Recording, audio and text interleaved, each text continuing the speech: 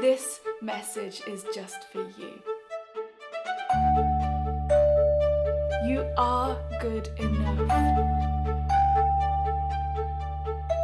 This is the episode for you.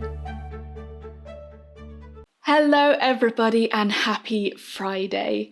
You are watching the Language Confidence Project, and I'm here every weekday to offer a short dose of language courage for people who love languages and those who really don't but have to learn one anyway.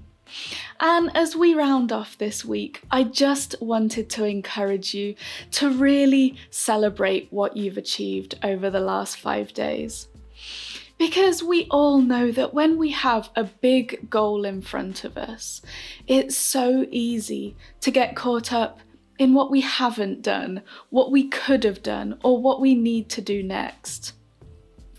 In language learning and in the rest of our lives, I know that so many of us get to the end of the week and we've got no idea where our time has gone, but we still have a vague sense of discomfort that we've probably not done very much. And yet that's often so far from the truth. The trouble is, so many of us are conditioned to just completely ignore everything that we've done, or to play it down or dismiss it as the bare minimum or stuff we should have done ages ago, and then shift all our focus to the things that are still on our list, or the things that we still don't know or haven't learned. But don't we deserve so much more than that for ourselves? Because everything that you did this week for your language, big or small, is something that you don't have to start from scratch next week. Every word you revised, everything that you created, every conversation that you had, every new thing you learned is something that future you will be so grateful for. And I know that a lot of those tasks individually are small, and a lot of them can feel really repetitive, mundane, and it's easy to forget that we ever did them, let alone how long they took. When it comes to the actual learning, sometimes we go for quite long stretches without feeling like there were any sort of ground-shaking breakthroughs that come and change everything. But what we miss is that every word we learn, every grammatical construction that we master in that time, opens up a world of potential for you to create more, to express more, and to use your language in more ways to have more of an impact. So here's another Friday challenge for you. Your challenge for today is to look back over your week and really compassionately look at what you've done with your time. So in one list, I'd like you to get together all your language wins.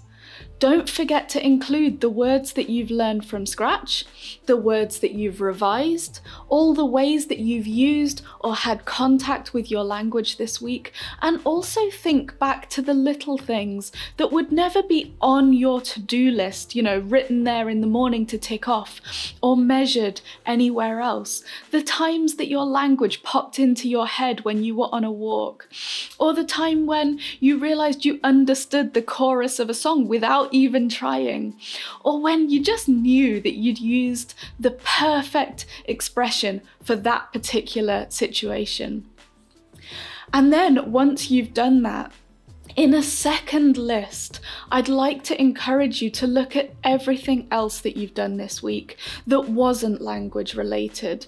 The things relating to work and home and family and friends and maintaining your own health and well-being, and all the other just things that sprang up in your life.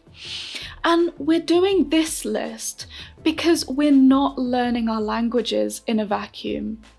Whatever we're doing in our language learning or our personal development, we're doing it against the tide of so many other activities and duties and expectations in our lives, and we have to take them into account as well. So when you look at your two lists, I bet you'll see why you feel tired and why you're so ready for a weekend, because my goodness, you have earned it. And the thing with language learning is, so much of our progress comes from putting tiny puzzle pieces together. And on their own, it is easy to overlook the importance of each individual one.